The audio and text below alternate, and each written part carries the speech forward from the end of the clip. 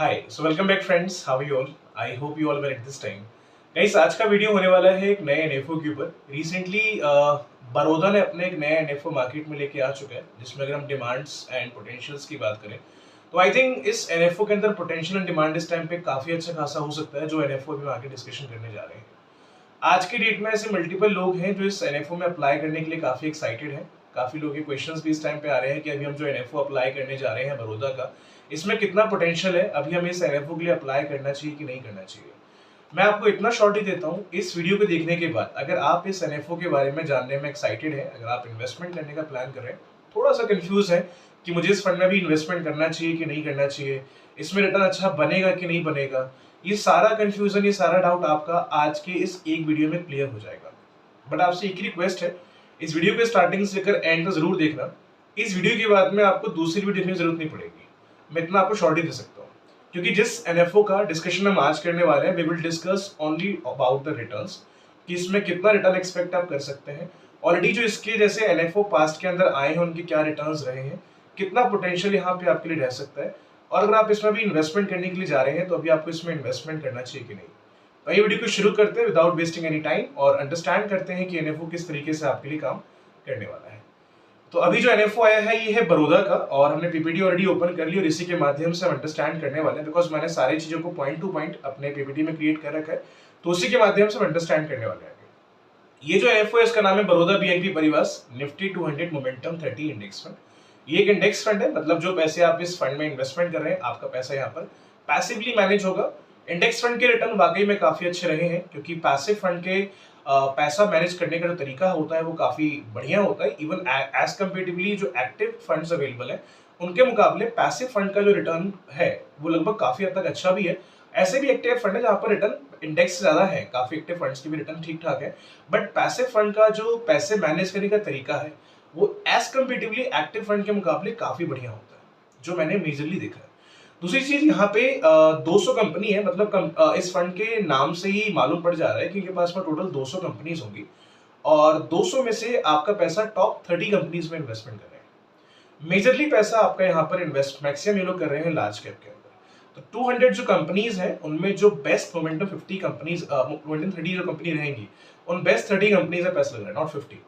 तो 200 कंपनी का पहले इनके पास ऑप्शन अवेलेबल है, जिसमें मैक्सिमम कंपनी लार्ज कैप की है, और उसमें से आपका पैसा ही टॉप 30 कंपनीज में लगा रहे हैं। जब भी कुछ large cap type funds market में अगर आते हैं ना, तो काफी लोग एक्साइटमेंट से इन्वेस्टमेंट करते हैं, और यहाँ पर आप जो इन्वेस्टमेंट कर रहे हैं, यहाँ पर आपका मैक्सिमम पैसा लार्ज कैप की तरफ जा रहा है। तो ग्रोथ की बात करें, पोटेंशियल की बात करें, पोटेंशियल यहाँ पर काफी अच्छा खासा हो सकता है। अब बात कर लेते हैं, अगर आप इस एनएफओ में इन्वेस्टमेंट करने के लिए जा रहे हैं तो कितना यहाँ पर रिटर्न आप एक्सपेक्ट कर सकते हैं। इसके लिए मैंने ऑलरेडी इसी के जैसे एक फंड मैंने सिलेक्ट किया है, जो कि कुछ टाइम पहले लॉन्च हुआ था यूटीआई के साथ में, इसी टाइप का फंड था, और उनके क्या रिटर्न रहे आइए हम उसको अंडरस्टैंड करते हैं। सबसे पहले अगर हम बात करें इस फंड की जो यूटीआई के साथ में आया था, उसका नाम है UTI Nifty 200 momentum 30 index fund. इसी के जैसा नाम है इसका भी, निफ्टी 200 मोमेंटम 30 इंडेक्स फंड। मतलब इनके पास भी 200 कंपनीज अवेलेबल है, मैक्सिमम पैसा ये इसके अंदर भी लार्ज कैप के अंदर ही आपका लगा रहे हैं। कुछ मिड कैप का भी रेशियो यहाँ पर रह सकता है इन दोनों फंड्स के अंदर, ठीक है, बट मैक्सिमम पैसा ये लोग आपका इन्वेस्टमेंट कर रहे हैं लार्ज कैप की तरफ। तो ऑलमोस्ट यहाँ पर कुछ आपका मिड कैप का रेशियो भी रह सकता है, but maximum they are investing money in the large cap sector option, ठीक है। तो यहाँ पर क्या हो रहा है कि आपका जो यूटी निफ्टी का 200 मोमेंटम 30 इंडेक्स फंड था, अगर हम इनकी रिटर्न की बात करें, जब से ये फंड चल रहा है तब से इसने 30.59% तक का रिटर्न प्रोवाइड किया है। उसके अलावा अगर हम इनका रिटर्न अगर चेक करते हैं over the last year, over the last year इनका जो रिटर्न है लगभग 64% का रिटर्न रहा है। अगर हम इनके 3 साल के रिटर्न की बात करें तो ऑलमोस्ट इसने 24% तक का रिटर्न प्रोवाइड किया है। सेम एग्जांपल है, जब भी कुछ एनएफओज मार्केट में आते हैं ना, तो मल्टीपल, मतलब एनएफओ में लोग थोड़ा सा कंफ्यूज इसलिए हो जाते हैं क्योंकि एनएफओ एक नया फंड है, उस फंड के ना कोई पास्ट रिकॉर्ड्स नहीं होते हैं मल्टीपल। अब जैसे मान लो अपने बड़ौदा अभी एक नया एनएफओ लेकर आया है इस नाम से बड़ौदा के पास पहले कोई एनएफओ नहीं है, पहले कोई फंड नहीं है, राइट, अभी एक नया एनएफओ आया है। तो काफी लोग कंफ्यूज होते हैं एनएफओ में इन्वेस्टमेंट करने के पहले भी कि भाई अगर मैं इन्वेस्टमेंट कर रहा हूँ तो मेरे को पास्ट रिकॉर्ड नहीं दिख रहे हैं, क्योंकि जब हम पास्ट रिकॉर्ड देखते हैं किसी फंड का, थोड़ा सा कॉन्फिडेंस फील होता है कि हाँ इसने 5 साल 3 साल में क्या रिटर्न दिए है। ऐसा नहीं कि एनएफओ रिटर्न नहीं देते, एक अभी जो फंड अवेलेबल है एक टाइम पहले वो भी एनएफओ ही थे, और आज वो पुराने हो चुके हैं, बट जब वो शुरू हुए थे वो 10 रुपए के हिसाब से ही आए थे, और वो भी एक तरीके से पहले एनएफओ ही थे। लेकिन एक कॉन्फिडेंस की बात होती है कि अगर हम पुराने फंड में इन्वेस्टमेंट करते हैं, हमें दिखता है कि हाँ इसने कितना रिटर्न दिया है 5 साल 3 साल 1 साल में, तो थोड़ा सा इन्वेस्टमेंट करने में मजा भी आता है। लेकिन हम अगर इस एनएफओ में इन्वेस्टमेंट करें तो घबराइए मत। इसी की जैसे एक एनएफओ यूटीआई का भी है, आप गूगल पे जाकर सिंपली सर्च कर सकते हैं UTI Nifty 200 momentum 30 index fund. आप उसका रिटर्न वगैरह चेक कर सकते हैं कितना उसने रिटर्न प्रोवाइड किया, और जो फंड उसने लॉन्च किया था उसी टाइप का फंड बड़ौदा नवी इस टाइम पे लेके आया हुआ है। ठीक है, तो अगर आप इनके रिटर्न शॉर्ट टर्म या लॉन्ग टर्म के चेक करोगे ना, वाकई में काफी शानदार रिटर्न रहे हैं। मतलब जब से ही लॉन्च हुआ है तब से एवरेज रिटर्न कितना दे रहा है, अराउंड ये 30% तक का रिटर्न दे रहा है, 30.59% का। अगर आप इनका लास्ट अगर 1 ईयर का रिटर्न चेक करोगे, it has given 64.67% something return. अगर आप इनका 3 साल का रिकॉर्ड चेक करोगे तो भी इसका रिटर्न 24.66% है। हालांकि ये सारे सिनेरियोस कोविड के बाद के हैं, कोविड के मार्केट डेफिनेटली काफी अच्छी रही है, बट जो भी रही है उसके हिसाब से नॉर्मली अगर हम देखें तो इसके रिटर्न काफी अच्छे रहे हैं। इस इंडेक्स ने रिटर्न काफी अच्छा खासा पास्ट के अंदर प्रोवाइड किया हुआ है। तो जो एनएफओ इस टाइम बड़ौदा अभी इस टाइम पे लेकर आया हुआ है, अगर हम इसमें पोटेंशियल एंड डिमांड की बात करें, जहां तक मुझे लगता है पोटेंशियल डिमांड यहाँ पे काफी अच्छा खासा हो सकता है। इंडेक्स फंड है, पैसा पैसिवली आपका मैनेज किया जा रहा है यहाँ पर। दूसरी चीज ये है कि टोटल इनके पास 200 कंपनी है, मैक्सिमम कंपनी यहाँ पर लार्ज कैप की रहेंगी, और उन 200 में से आपका पैसा 200 में नहीं इन्वेस्ट करें, they are investing in top 30 stocks.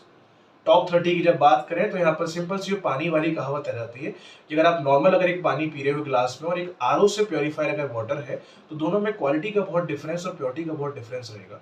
तो उसी टाइप से अगर मान लो अगर हम इंडेक्स फंड में इन्वेस्टमेंट कर रहे हैं, इसमें 200 कंपनी है, 200 में से आपका पैसा टॉप 30 कंपनीज में लगा रहे हैं, तो कंपनी के स्टॉक्स यहाँ पर वही होने वाले हैं जो रिटर्न बढ़िया प्रोवाइड कर रहे हैं। तो आई थिंक पोटेंशियल यहाँ पे काफी अच्छा खासा हो सकता है। रिस्क की बात करें, यहाँ पर रिस्क होने वाला है वेरी हाई। तो इन्वेस्टमेंट करने के पहले सबसे पहले अपना एक छोटा सा पोर्टफोलियो बनाइए, और आप इतना अंडरस्टैंड करिए कि आपके पोर्टफोलियो के हिसाब से जो फंड आप परचेज करने जा रहे हैं, आपकी इनकम कितनी है, आप कितना सेव कर लेते हैं, कितने घर के खर्चे हैं, सब हटाने के बाद कितना आप बचा रहे हैं और उसमें से कितना आप इन्वेस्ट कर सकते हैं। ठीक है, अंडरस्टैंड रिस्क को पहले करना, क्योंकि रिस्क बहुत इंपॉर्टेंट चीज है। अगर आप बिना रिस्क को अंडरस्टैंड करें इन्वेस्टमेंट कर देंगे, फिर बाद में आपको लगे कि पैसा डाउन जा रहा है, तो वो अच्छी बात नहीं है। तो पहले अगर अपना छोटा सा पोर्टफोलियो बनाइए, रिस्क को अंडरस्टैंड करिए, अगर आपको सारी कंडीशन अगर समझ में आती है तो ही इस फंड की तरफ आगे बढ़िएगा। सो गाइस, आई होप यहाँ तक सारी चीजें आपको क्लियर होंगी। बाकी रही बात एनएफओ की, इसका स्टार्टिंग डेट है 25 सितंबर का, लास्ट डेट इसका रहेगा 9 अक्टूबर का, और अलॉटमेंट डेट रहेगा इसका 15 अक्टूबर का। और एनएवी का प्राइस यहाँ पर है 10 रुपीज का। अगर आप इसको एज एनएफओ अप्लाई करते हैं तो 10 रुपए के हिसाब से आपको ये अलॉटमेंट यहाँ पर दे दिया जाएगा।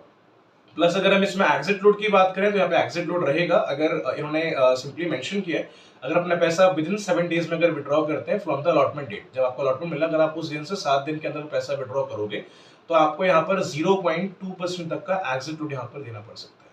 ठीक है, एक्सपेंस रेशियो का फिलहाल हमने कोई जिक्र अभी नहीं किया है, उसका कंफर्मेशन आपको एज सुन एज पॉसिबल मिल जाएगा। और टैक्सेस की बात कर ले तो उसमें हम डिस्कशन नहीं करेंगे, बिकॉज थोड़ा वीडियो बड़ा हो जाएगा, तो मैं उसका लिंक डिस्क्रिप्शन में डाल दूंगा, जहां हमने प्रॉपर डिस्कशन टैक्सेस को लेकर किया है। अभी नया चेंजेस हुए उसके हिसाब से आप जाके वीडियो चेकआउट कर सकते हैं। कुछ क्वेश्चन आता है अपने आप क्वेश्चन रेज कर सकते हैं कमेंट में, I try to give the answer as soon as possible. Investment की बात करें तो बहुत ही छोटे अमाउंट से आप शुरू कर सकते हैं। अगर आप एज अ बिगिनर हैं, बजट बहुत कम है, बहुत छोटे से कुछ शुरू करना है एज अ लर्निंग के हिसाब से, तो एसआईपी भी अवेलेबल है, लमसम भी है। एसआईपी के फॉर्म में करना है तो 500 रुपए देकर के शुरू कर सकते हैं मिनिमम इसको, और लमसम के फॉर्म में करना है तो 1000 रुपीज देकर के उसको ऐसा लमसम वहां पे शुरू कर सकते हैं। गाइस, आई होप यहाँ तक जो मैंने पॉइंट्स डिस्कस किए हैं आपको क्लियर होंगे। जहां तक मुझे लगता है फंड ऑप्शन बेनिफिशियल है, कंपनीज भी यहाँ पे बढ़िया बढ़िया रहने वाली है, तो ग्रोथ का चांस काफी अच्छा खासा यहाँ पर हो सकता है। बट एक बार अपने एंड से भी एक बार आपका जो प्रोफाइल है उसके हिसाब से आप एक बार अंडरस्टैंड करो कि जो आप अभी फंड देख रहे हैं, अगर आप इसमें इन्वेस्ट करने का प्लान कर रहे हैं तो आपके हिसाब से बेनिफिशियल आपको लग रहा है कि नहीं। लगता है तो ही इसके बाद में आगे आप डिसीजन अपने ले सकते हैं। बाकी कुछ अगर क्वेरी अपना क्वेश्चन आप रेज करिए, I will try to give the answer as soon as possible. Thank you very much, have a nice